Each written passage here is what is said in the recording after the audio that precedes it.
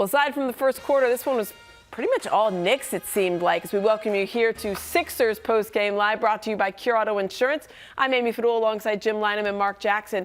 And we worried about maybe that the Knicks, they might have these tired legs. Can the Sixers take advantage? That didn't seem to be the case. Why do you think that was, Marc Jackson? The Knicks had their rhythm. Yeah. They had their rhythm. Sixers couldn't get in theirs. And I just think the game got muddy. The game was kind of played in the trenches. I thought the Knicks did a better job of controlling the tempo when the Sixers started trying to run and they couldn't keep running. The Knicks controlled that. Yeah, let's check out our play of the game. It's pretty much exactly how this whole game went. It's an emblematic play of what you're going to see through the whole entire thing. Offensive rebounds. The Knicks just really playing a little bit harder. So you see Jalen Brunson misses it, and then Hartenstein just goes up, absolutely crushes the board, kicks it back out, holding possession, Jim. Yeah, this is a big field goal. It's a 5-point game, and you're going to see Fournier, I believe, penetrates, kicks, and a nice screen there by Hartenstein for a horse shot out of the corner.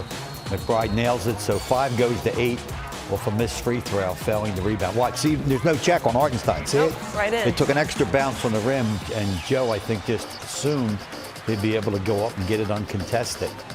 But that's a big play. And then you see just the effort here. Obviously, Julius Randle, Evan Fournier, and then no one in front of McBride who has a wide open shot there, Marc. Yeah, that was just a good job by them, controlling the pace, getting in the lane, creating opportunities. You know, finishing good plays with a rebound is so important. Yeah. And, you know, if not, you just kind of wear down as the game continues. Yeah, I mean, the offensive boards really in favor of the Knicks. Why do you think that the Sixers, even at halftime, that was trending that way, and they didn't really make any adjustments, Jim? Yeah, I think, Aim, to be honest, the Knicks really controlled this game after the first quarter. You know, it seemed like, 35 points for the Sixers that they were in control.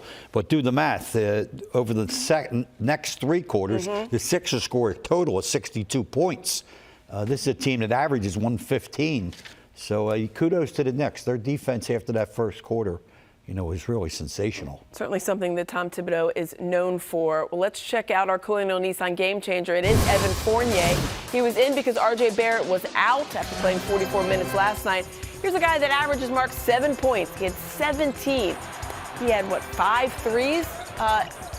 Why do you think that the Sixers are unable to get this guy under wraps? You know, it's very interesting. You know, certain players, they just feel it, you know, and with Thibodeau's lineup, he's kind of mix and matching as well. So you got to stay ready. And Fournier is a rising veteran in this league. And, you know, he stepped up when his opportunity came. He's known as a shooter first, scorer second, but he's able to get it done tonight. Yeah. I mean, this is a guy, I guess, when his number is called, he was ready, but sometimes his number hasn't even been called at all. I mean, he has had a couple of DNPs pretty recently, Jim, and then he comes to do this. Yeah, I think the Knicks over this stretch where they played extremely well, they've kind of shrunk the roster a bit. Somebody like Derrick Rose, who was playing early in the year, he doesn't see the light of day now. And you're right, Fournier has not been getting steady minutes. But sometimes, Aim, what happens, those guys, you know, the real ones, they just wait on the starting blocks to get that opportunity. And as you said, R.J. Barrett, right before the game is ruled out, and Fournier knew he was going to get minutes, and he sure took advantage. Sixers with 2 18-point quarters in the second and in the fourth, and that is why they lost 108-97. Back with our Yingling Presents Lager Up, and we're talking a little bit about the pace. Early on, I mentioned how the Sixers came out with fire in the first quarter.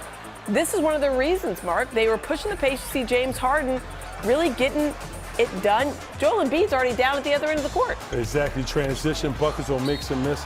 You know, help the Sixers early in this game, but Thibodeau got a hold of his troops, said, look, guys, we got to slow it up, and we got to make this a muddy phone booth kind of fight, and they did. And Jim, that's what you said in the pregame. If the Knicks want to get in this one after those tired legs, it's all about them playing their pace and not the Sixers. Yeah, and they did it after the first quarter. You're right, Aim. They did a very good job. And Brunson is really terrific at that. You know, he has that internal clock almost, you know, knowing when to try to steal one with a little bit of a quick burst up the court. But overall, take your time.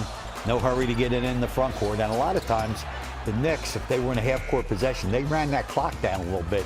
And you saw, you know, they were like a 5-4-3 going down before they took that shooting opportunity. How can, if you're out there and you're the coach and you see the team, your opponent starting to dictate the pace that you don't want, how can you get it back on your side? Well, it starts with getting stops. If you can get stops, then you're much more able to get out and run, number one. But if you're taking that ball out of the net a lot, to establish your tempo, if you want it up and down, easier said than done.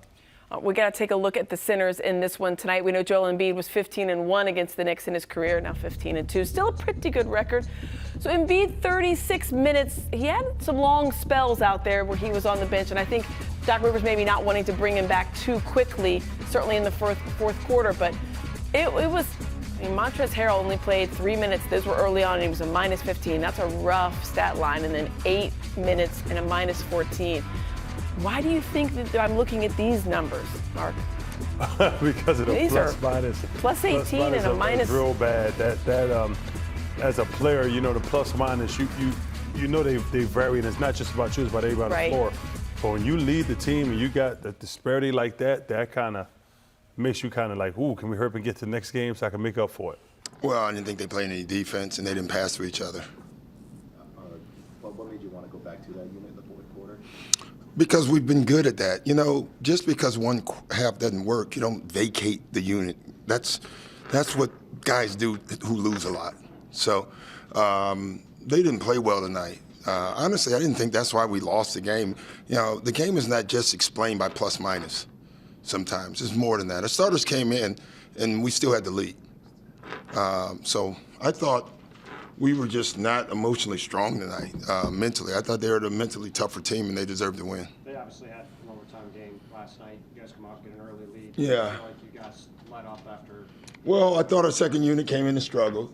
By the way they were playing, it's the second time that's happened. The same thing happened in Orlando, and both times we were scoring too easy. The second group comes in and thinks it's an offensive game, and they didn't see the reason the first group got the lead was by their defense. I think the moment they got on the floor, Randall drove from the three-point line to the basket, back-to-back plays. There was nobody there. That kind of told you where we were going to go defensively with our group.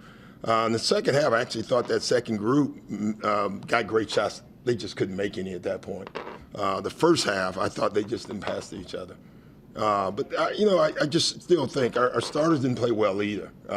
They played great that one stretch. That's why plus minus can be a liar, because that's the stretch that they got the plus. But from that point on, they played even or under their numbers. So I was disappointed with that as well. In the crunch time, I don't know what the exact numbers were, but it felt like just the Knicks got a lot of offensive rebounds. They played harder. They got everything. They were the more physical team. They were tougher. Honestly, there was a ball. We were up 3, I think, and the ball's sitting right on the floor under their basket. I think we had 4 guys around the ball. They had 1. He was the only one that went to the floor. So when that stuff happens, you shouldn't win the game. So the main problem is ball movement from the bench? No, main problem is defense off the bench, and that creates ball movement.